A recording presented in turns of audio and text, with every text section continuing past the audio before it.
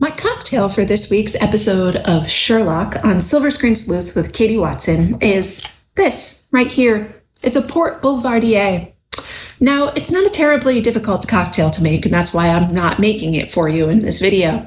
All you do is build together 1 ounce of bourbon whiskey, 1 ounce of Campari, and 1 ounce of port in glass over ice. Give it a stir, garnish with a little bit of orange peel and a maraschino cherry, and you have yourself a cocktail.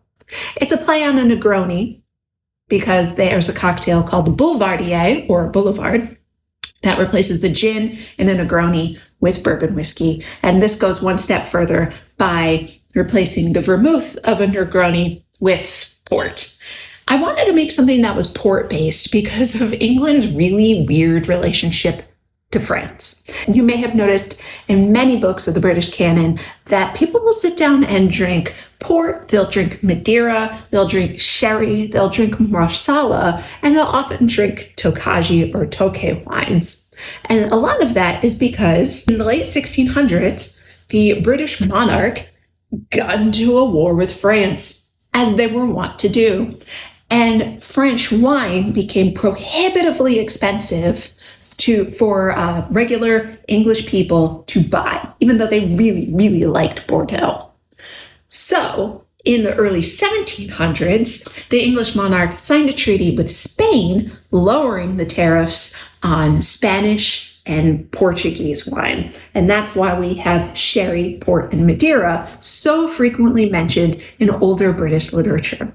Another benefit of all three of those wines is that they're fortified, which means that while they're in their barrels and aging, someone adds essentially moonshine, but it's usually referred to as brandy, to the wine to slow spoilage and oxidation. And that's why port has a higher alcohol percentage than standard grape wine or your Vitis vinifera wines. So this particular port that I have has an ABV of 19% alcohol, which is a lot higher than the standard 9 to 12% alcohol for a lot of wines. So yeah, I wanted to make a port-based wine cocktail for this episode because what's more British for a British sleuth than wine from Portugal?